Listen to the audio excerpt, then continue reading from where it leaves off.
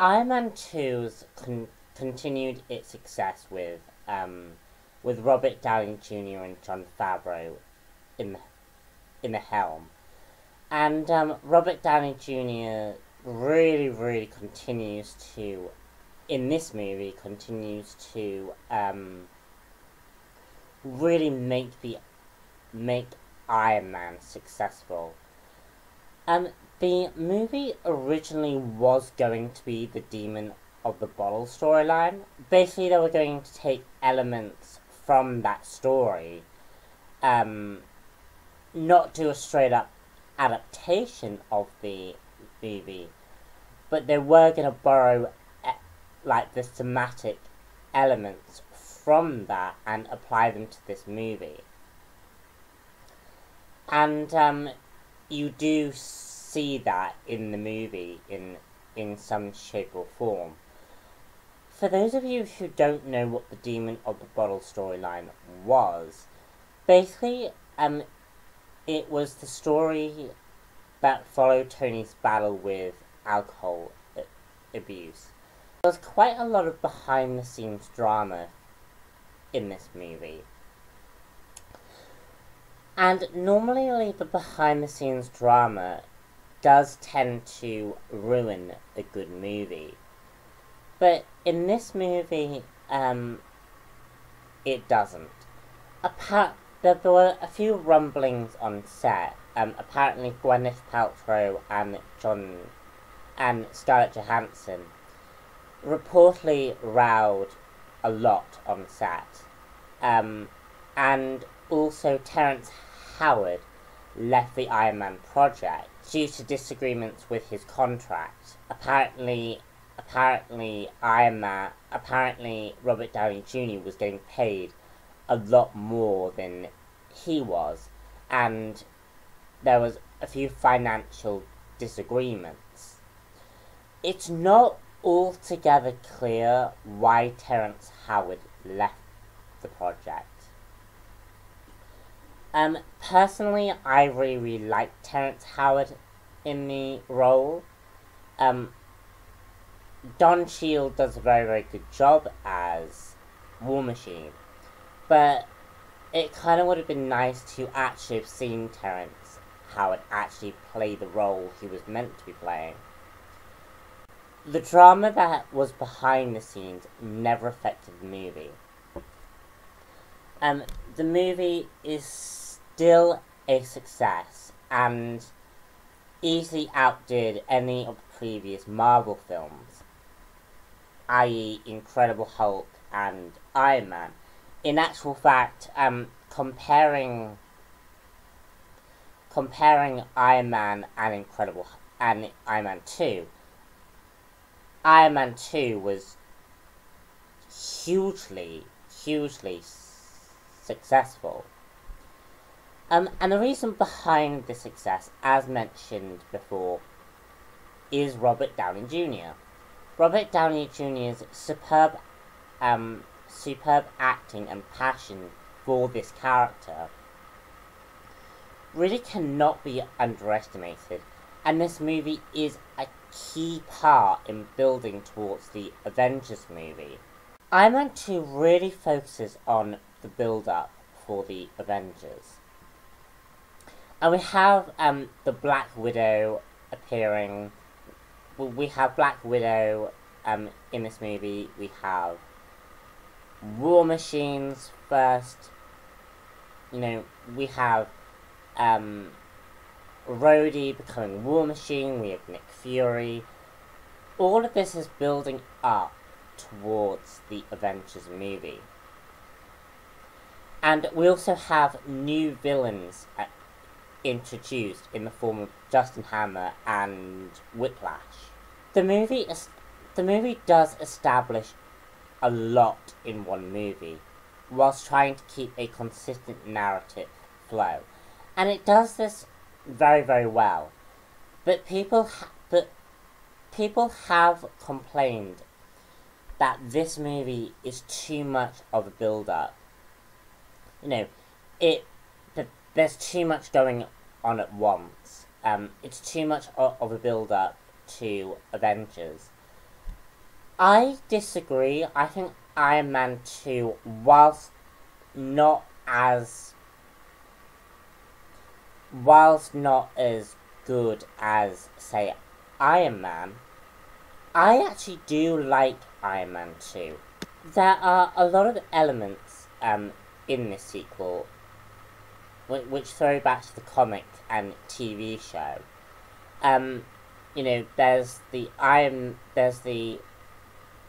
There's the suitcase Iron Man suit, which is a major reference to an old 90s TV show that featured Iron Man. The movie opens basically showing Tony Stark's announcement to the world that he is Iron Man. And this very much parallels in like the second scene where we saw Tony Stark get that award. And there was these few clips that basically showed like an overview of Tony Stark's childhood. The same similar things happen in this movie. And we basically see Tony Stark at a point in his life where the Iron Man suit has really taken the world by storm. Iron Man has been saving lives and basically protecting the world in quite a major way. And Tony Stark has become a public figure and a hero in many people's eyes. Tony's first introduction sees him launch the Stark Expo, which is basically an effort to build the future. And for those of you who don't know much about the Iron Man comics, and I will admit I don't know much about the Iron Man comics either. So this is a learning experience for us both. But Tony is a futurist in the comics, and Tony Stark is all about building the future, building to a brighter tomorrow. And that's what we are kind of seeing in this movie. And we see this movie sort of explore the idea of Tony's public self and his private self. And it's all about, this movie is all about Tony's legacy. And it's about the legacy that his father left him and what he is leaving to the world. And I do like how the movie explores the personal life of Tony, as well as what happens when a hero reveals himself to the public. Obviously, when you reveal your identity and you reveal your personal life to other people, you kind of leave yourself open to making certain mistakes, and those mistakes can cost you. And again, this is what the movie is exploring. There are a lot of Civil War aspects in this story, where we see Stark having to answer to the US government about being Iron Man, and it also, again, like with the last movie, is it explores the idea of whether the Iron Man suit is a weapon, and basically the US government want to get control of the Iron Man suit. And it's very interesting when you watch this movie, having watched Winter Soldier, because you are basically watching Hydra attempt to get the Iron Man suit. That's what you're watching. And when you watch this before you watch the Winter Soldier movie, you didn't know any of that. You just thought the US government were trying to get control of the Iron Man suit. When you realize it's Hydra that's trying to get the Iron Man suit, it's really, really interesting. But it's very intriguing that since we are going down towards the Civil War route, that here we have a public figure, a public hero, have this sort of Civil War-like aspect before there is a Civil War.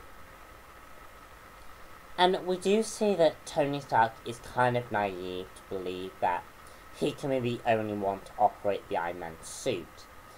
Basically, Tony Stark is doing too much. He's giving himself too much baggage, and that's why he needs this Avengers team to share this baggage with other heroes. Hydra does establish a very good point in this movie, which Ivan Vanko does support. And this basically presents the idea that heroes need registering. Because unchecked technology and power that go unchecked do endanger lives. And we do see that in the Avengers. But Iron Man's suit is unchecked technology. And once again, it does show the naivety that Stark has. We also have another aspect in the movie which is introduced, and that is Ivan's father having once worked for Howard Stark, and that Ivan's son, Ivan Vanko, basically is the other child of Stark Industries, and he's basically the other half of the equation, if you will. Basically, Ivan Vanko and Stark and Tony Stark are basically two individuals who were born who were born to take over Stark Industry. Ivan Vanko got pushed to the side, leaving Tony Stark to acquire this. And basically, Ivan Vanko is basically the demon child. He basically is there to get revenge on the fact that Tony Stark had this life that could have been his.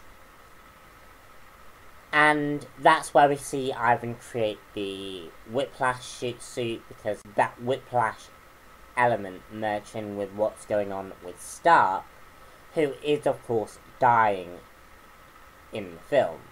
So the story sees Tony Stark in a very vulnerable position, and it's revealed that he is in fact dying in the film. And basically the arc reactor is the device that saved him in Iron Man, is basically killing him. Comparing this with the Demon in the Bottle storyline, the arc reactor basically symbolizes the bottle of alcohol. Tony Stark basically self-destructs as the pressures of being Iron Man, the pressures of dying, all begin to weigh him down. All this movie does is basically serve as a reason for why the Avengers are needed, so that Iron Man isn't doing this all on his own. We see two aspects, two occasions in this movie where Tony Stark begins to self-destruct. The first is, of course, in Monaco, where Tony drives a racing car. And then we later see him self-destructing at his own party. And we see that his out-of-control nature nearly endangers people's lives. And from these two occasions, we do see Stark struggling to keep up with the pressures of being Iron Man. Stark is ultimately saved by his father. We know that Stark has a very, very bad relationship with his father. We know that we know kind of from Iron Man that he doesn't have a very good relationship with his father. And this is explored in this movie. We find out that Howard never said that he loved Tony, or that he was proud, and this bothered Tony. But we do see that Howard Stark does indeed save his son, and therefore his legacy, and that Tony is basically Howard's legacy, and Howard's best creation.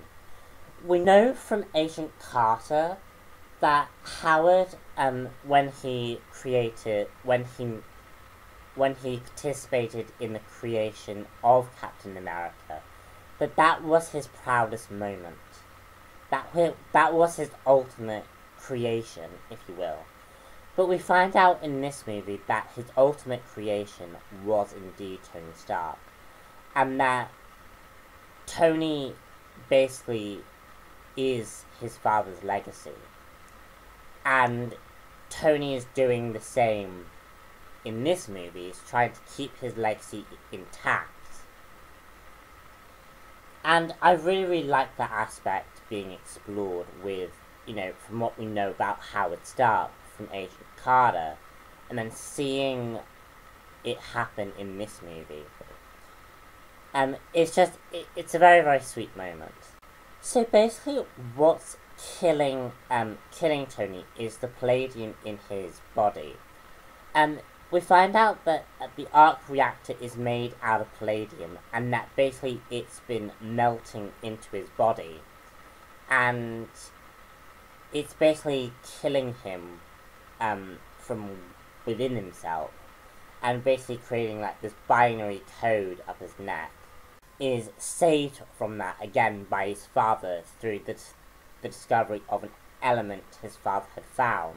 One of the things that do bother me about Tony Stark's overall character arc is the fact that his reputation in suits still stay with him in the end. There's no Tony Stark isn't punished in this movie for his actions, which were quite extreme. Rhodey played by Don Cheadle in this movie, does do a very, very good job. Again, as I mentioned earlier in this review, I would have preferred it if Terrence Howard had stayed on. But again, Don Cheadle doesn't do a bad job in this movie. I don't think he necessarily adds anything different, and I think he could have done. I do think that's the one thing I will say about Don Cheadle, is he doesn't push the character far enough. Because I do feel like War Machine could have been a very interesting character. It just wasn't pushed far enough. But basically, Rhodey is the government's answer to Iron Man. And Rhodey basically becomes the government Iron Man. And kind of, again, it factors all into the Civil War aspect. My one complaint with this movie is that Rhodey, did it ever occur to him the fact that why do the government exactly want the Iron Man suit? Like, he appears to be answering to a mysterious person, but it seemed like he hadn't thought about what if all of this went to hell, which it kind of does in the movie, but I don't know, he just kind of didn't think far enough ahead. Pepper Potts also again returns and is made CEO of Stark Industries. which she appears to be very good at, which is great. Potts and Rhodey are again both characters who are very much part of Stark's legacy. And they are chosen by Stark himself to safeguard his legacy. And as the film puts it, Potts is in the business part of Stark's legacy, whilst Rhodey is part of the war machine angle, you know, and doing the whole Iron Man thing. The film puts Potts in a position where she is oblivious to Stark's possible death, despite knowing him very well for many, many years. I think there was plenty of evidence to suggest that, you know, the guy is dying, there is definitely a problem here, why aren't you not investigating further in the matter? And I don't really like that. I think it could have been made a lot better. This seems, again, very, very strange to me. I like Potts and Stark being together. In this movie, they do form a relationship.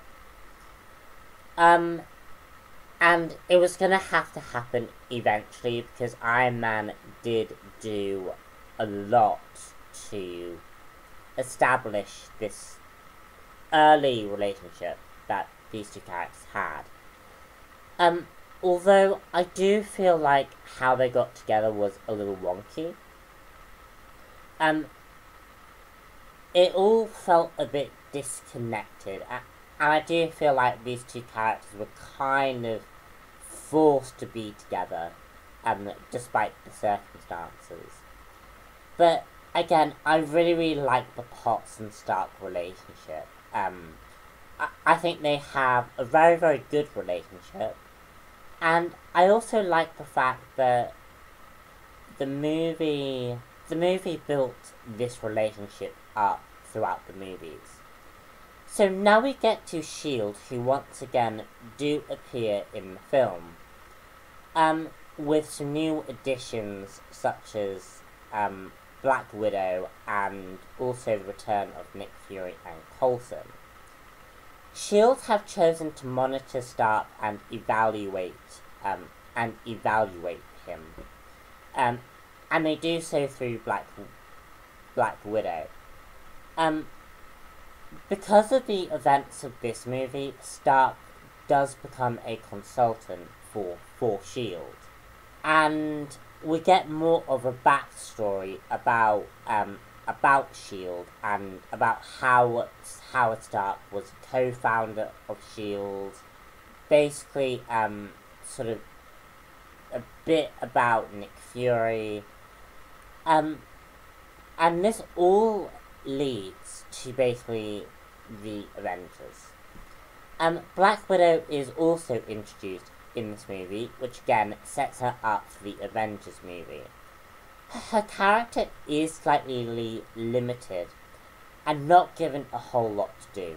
Scarlett Johansson is very, very good in this role, but her character doesn't start becoming good until the Avengers movie, because Whedon does a lot with that character.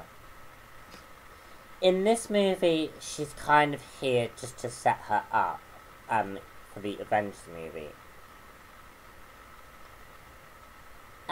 Which is unfortunate, as Scarlett Johansson does play such a good role.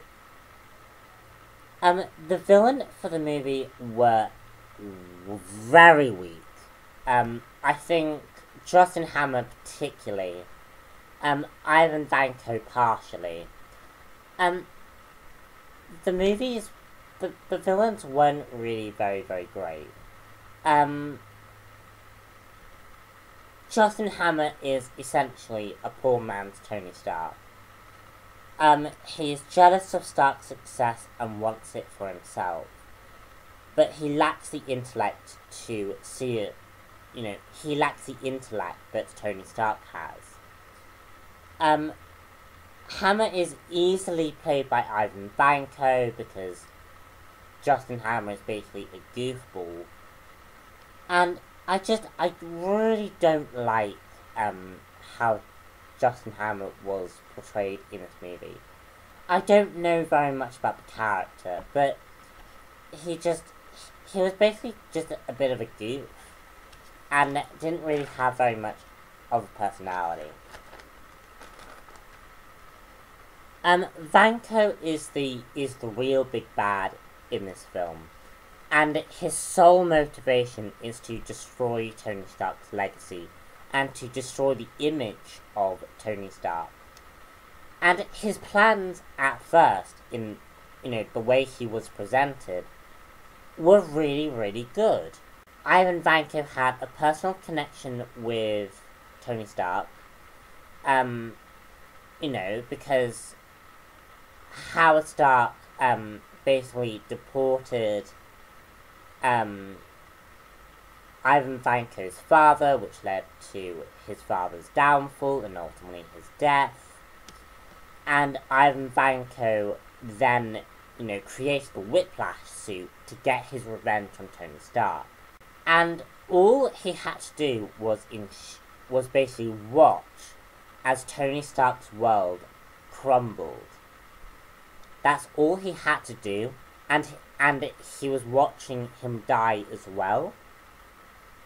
Why did he then need to create the Iron Man drones to finish off the job? To me, that didn't make very much sense. And as soon as he joins forces with Hammer, his perfect plan does seem to crumble into something that doesn't entirely make sense. I buy, however, the fact that Ivan would use Hammer. Because of the way Hammer was portrayed, Hammer was basically really naive and basically had no clue what was going on in his own backyard. And I think that's why Ivan Vanko was able to basically trick Justin Hammer, because he was a bit gullible.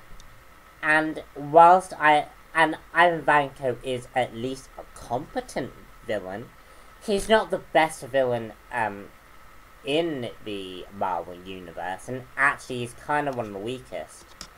But at least Ivan Vanko does a lot better than Justin Hammer.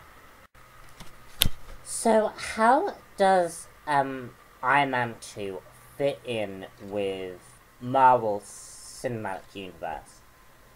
Well, Iron Man 2's post-credit scene established Thor.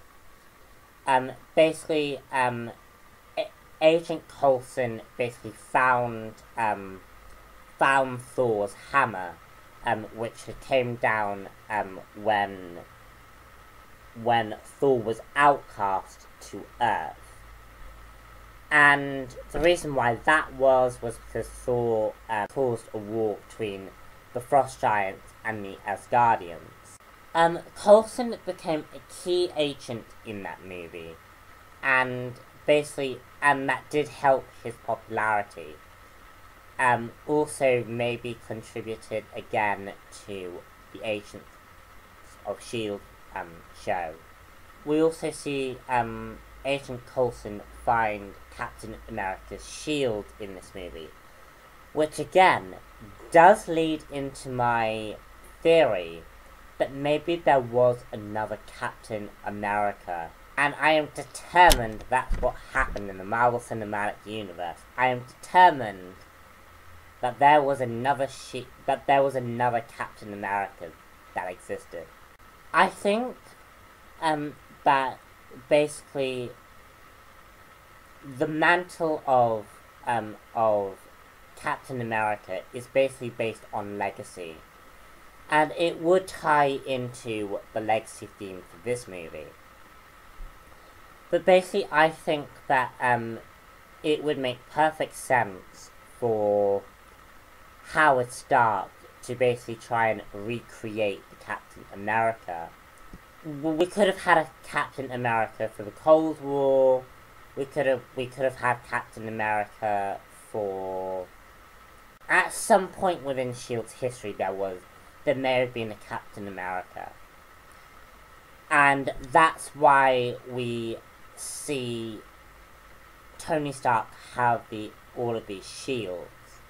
Because his father had basically attempted to create another Captain America. Another aspect of this film is the element which creates the arc, which basically creates the new arc reactor that Tony Stark wears, the triangle thing. Could this be from the Tesseract? It's not clearly established where the arc reactor technology came from, but we do see Captain America in Captain America First Avenger, Howard Stark basically discovering this new element, which does kind of look like the one we see in this movie. And I am betting that Howard Stark basically utilized the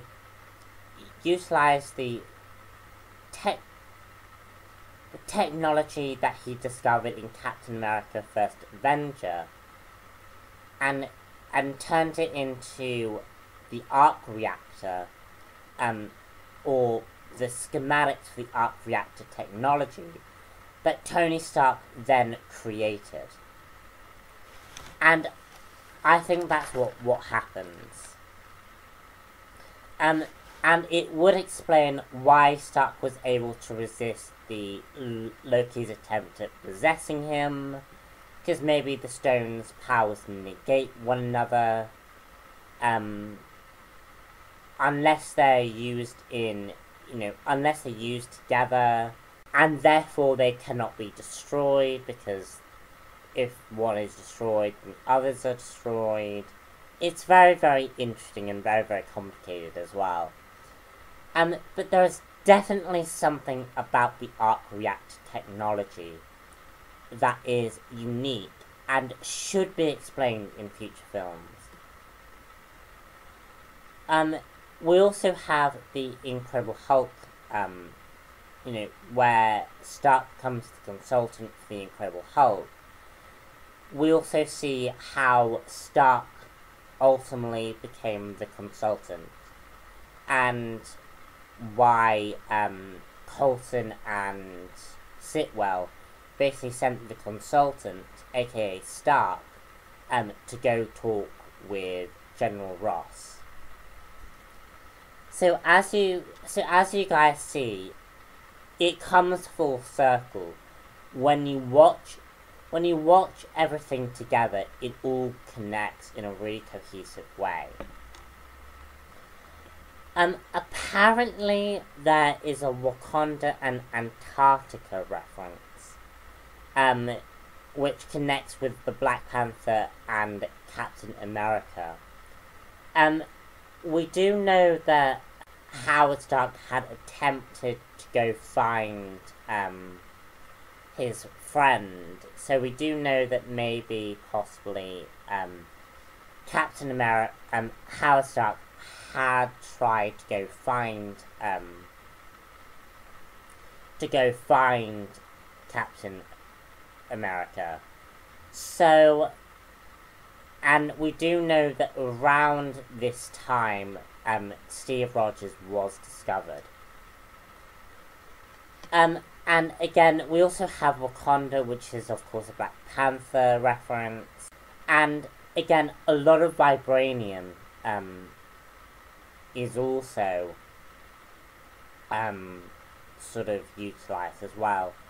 And vibranium may become a key element for Age of Ultron, and we do know that we are seeing Black Panther for that movie. Finally, Hydra.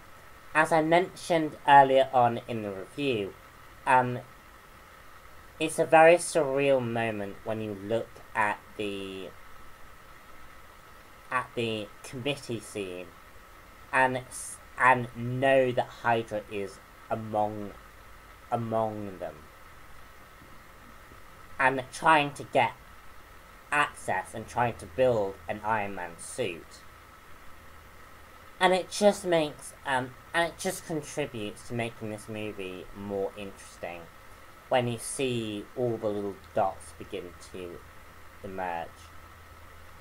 So guys, that's the end of the review. Thank you very much for listening to me. And do stay tuned for more Marvel Cinematic Universe reviews. If you want to click here for Thor, you're welcome to do so. And yeah, I'm Robert1 here, and I shall see you all later for another review. Bye.